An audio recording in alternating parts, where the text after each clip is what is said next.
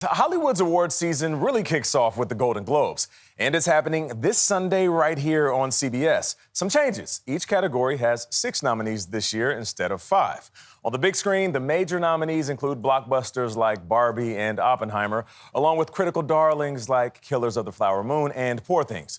On the TV side, surprise, surprise, Succession blew away the competition, scoring nearly twice as many nominations as any other show.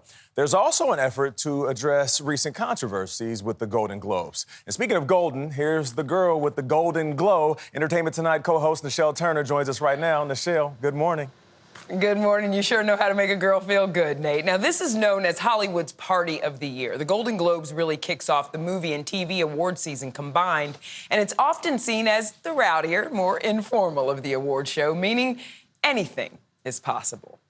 Hi, Barbie. Hi, Barbie. While Barbie, chances are near zero. Near zero.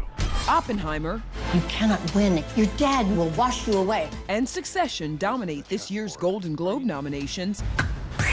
Behind the scenes, the revamped Hollywood Awards show has been working on its comeback story. Again? This is their attempt this year to bounce back from probably their most significant controversy yet.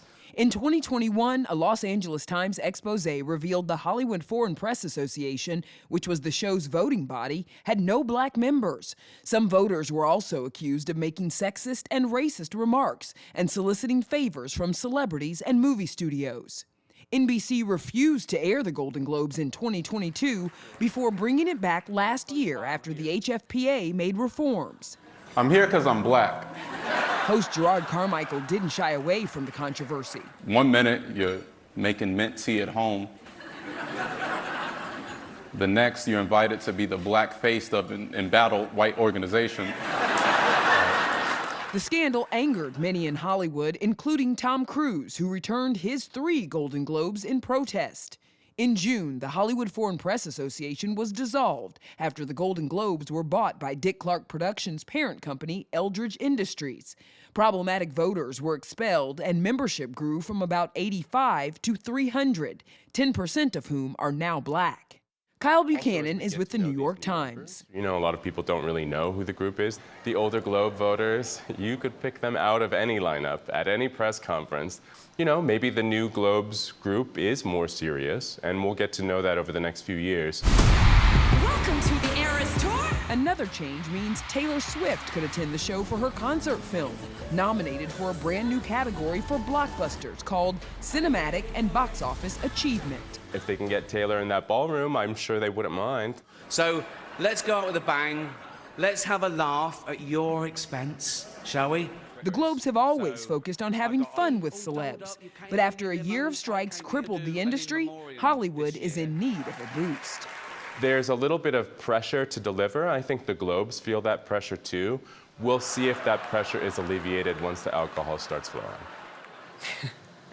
Now, I talked to comedian Joe Coy, who's hosting the show yesterday exclusively here on CBS Mornings, and he said this has been a crash course for him. Usually hosts have 6 months to prepare. He's had 8 days. But he says that another comedian has actually been extremely helpful to him in preparation. He told me Chris Rock reached out. He recommended writers for him to use. He also talked to him for about an hour on the phone about what to expect. And Joe told me that act of kindness was something that he will never forget. And Nate, you know, Chris is actually also nominated for Best Stand-Up at the Globes on Sunday. That's right, and I know Joe Coy is going to absolutely destroy it because he's used to big stages. Speaking of big, there's some big movies. Which ones do you expect to be big winners? Yeah, that's a good question. You know, this year has been a really interesting one. There's been a lot of parody because of the strikes. There hasn't been a lot of people being able to campaign for their movies, but I do think that we'll see Barbie turn up big at the Golden Globes. It's a darling. I think we'll also see some of the, you know, indie films, like you mentioned, Poor Things, Past Lives, those type of films I think will get recognition. American Fiction is one of the best films of the year, and I think we will see that get recognition as well. I was just going to ask you about that, Nischelle. Starika here. American Fiction, I know we had the director on about a week or 2 ago, but can you just talk to folks who haven't seen that, why you feel like it will resonate with so many people and might actually get this Best Motion Picture musical or comedy? Yeah, I mean, well, first of all, it is one of the best films of the year. It's smartly written. It's really well done. The acting is superb. Jeffrey Wright is nominated for Best Actor in this film, too. But it's a film about America, and it's a film about kind of the duality that a lot of people of color have to live in America, and what we consume, what we think is art, what some people think is pandering. It's just a really smart, interesting movie about the world that we live in today. And it's just, it's comedy and it's drama, all of that rolled into one. It's a fantastic film. So looking forward to it. And Nischelle, we got you here and Nate. We got a combined game day analysis for Sunday. We've got the the Chiefs game in LA against the Chargers. That's right. Travis Kelce's on that team. He's dating Taylor Swift. I see where you're going with this. Yeah, okay, she might be there on the red carpet. Right. They could appear together, maybe? Do you know anything about this, Nischelle? You got an inside scoop.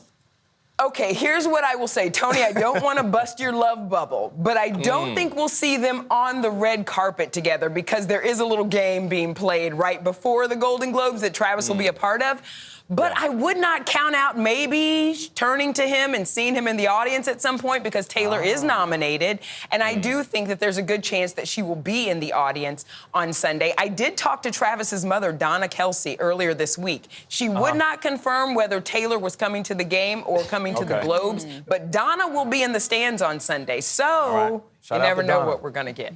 Shout out to Donna and shout out to you, Nischelle Turner. Thank you so much. Enjoyed the show. Thanks, guys. And just to note, everybody that's going to be watching, Gayle King will be on the red carpet doing her thing. She knows everybody and she knows how to talk. So check out our social media for that. And don't forget to watch the Golden Globes this Sunday night at 8 o'clock Eastern right here on CBS and streaming on Paramount+. We'll be right back.